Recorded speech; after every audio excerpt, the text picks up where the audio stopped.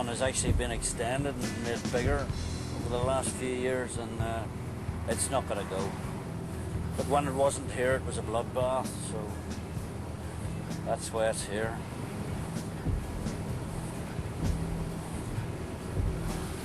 Through the gates.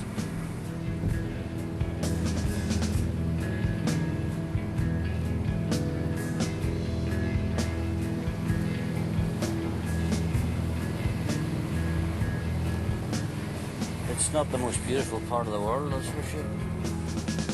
And despite all, I'm not sure I'd want to be wandering around here. You know, honestly, it seems to be an almost spiritual thing, something that's in you, that you look at things and you look at those murals back there and you look at sort of 1916 slogans, etc., etc., etc. There is something inside me that says, I don't belong here.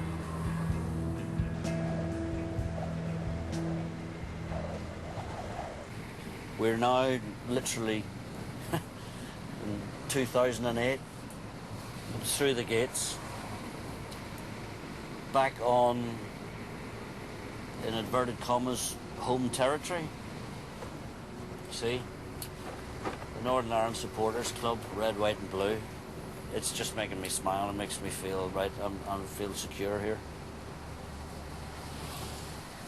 I wonder if that's sad, and I wonder if it's interesting that that wasn't a life-changing experience for me, but it wasn't a life-changing experience for me, and I'm happier to be here on this side of the peace line, and I'm really sorry if that's depressing. I'm just being honest.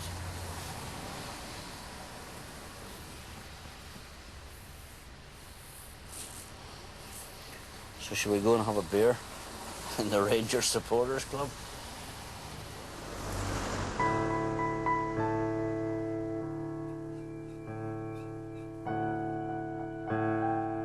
Although divisions still run deep, most people are working hard to put the old mistrust to one side. But what about those who lost loved ones? Can they ever put the troubles behind them? How did you hear the news that your dad had been murdered? 20 years ago now. And I was 16 at the time. And it was that sort of, this is happening, but it isn't happening. It's a very sort of slow motion car crash.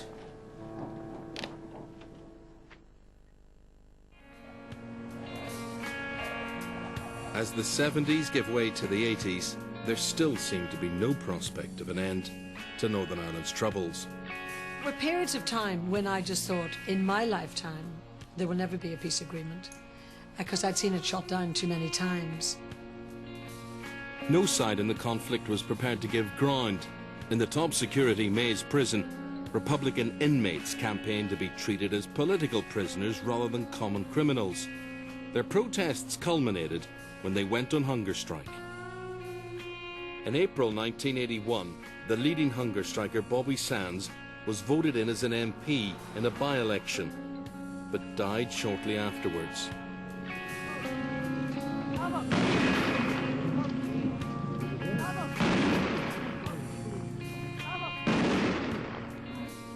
His death unleashed a wave of sympathy for the Republicans, and the British government was accused of being inflexible. Oh no, it is the hunger strikers and those who are coercing them. It is they who have been inflexible and intransigent. It is they who have said, you will starve unto death. Despite all the news coverage, some of us who'd moved to England found that people there had little real knowledge of what was going on across the Irish Sea. When I first came to drama school, I was a paddy the minute I walked in. I remember going into drama school and they all saying to me, oh yeah, Brits out, and I was like, it's a wee bit more complicated than that, you know.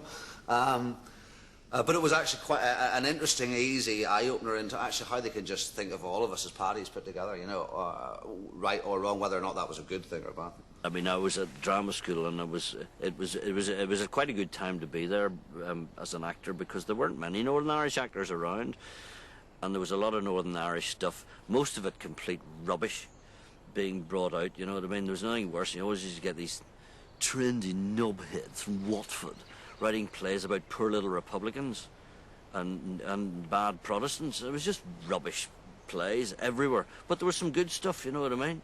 And anyway, the Sheridan boys, Peter Sheridan, came up with this play, Diary of a Hunger Strike. It was the sort of Bobby Sands character and his cellmate.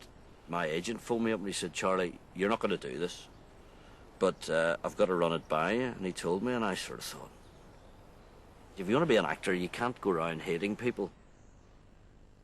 While Charlie was learning to understand opposing views, another Northern Ireland personality was doing something to bring the communities together. Boxer Barry McGuigan came from Clones, a small town just over the border in the Irish Republic. But it was in the north that he made his name. I grew up in a polarised society with policemen with guns and army with guns and you know, bombs and death. But Barry, a Catholic, managed to bridge the political and religious divide. One of his first big fights took place in a loyalist working men's club on the Shankill Road. At that time, the Shankill was known as a killing zone for Catholics. But extraordinarily, the loyalist paramilitary group, the UVF, guaranteed Barry's safety and even offered an escort. A Barry McGuigan supporters club was formed here on the once notorious Shankill estate.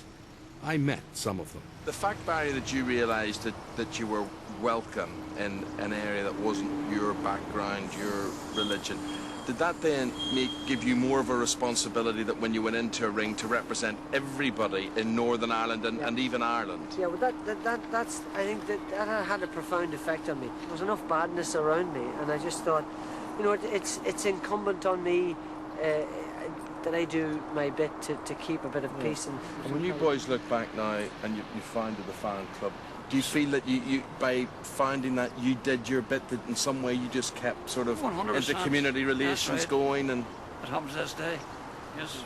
but you didn't set out to be community workers, did No, you? Or no. building bridges.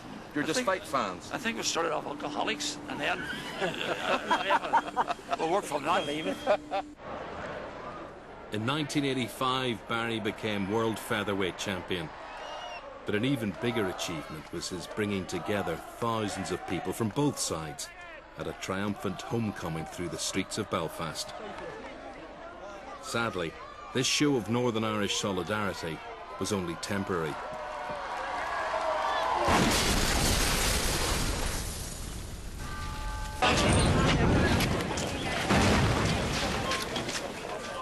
By the late 80s, Republican and Loyalist paramilitaries were locked in a cycle of tit-for-tat violence.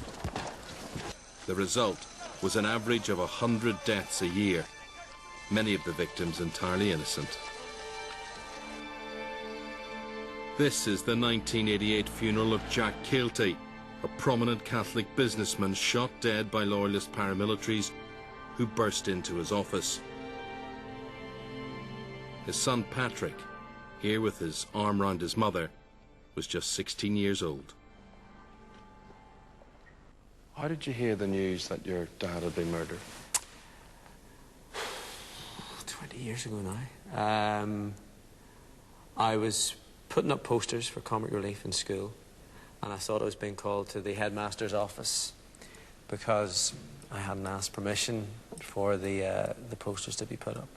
And one of his business partners, whenever I saw him, I was like, there's something not right here.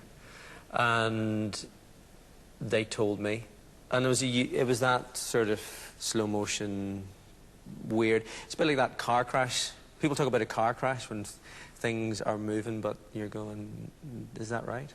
And I suppose it wasn't really then. I was 16 at the time, so it wouldn't have been until I got home to Dundrum and, you know, my brothers and my mum were there, and then that's when it became very real. What sort of man was your dad? much like me, I think.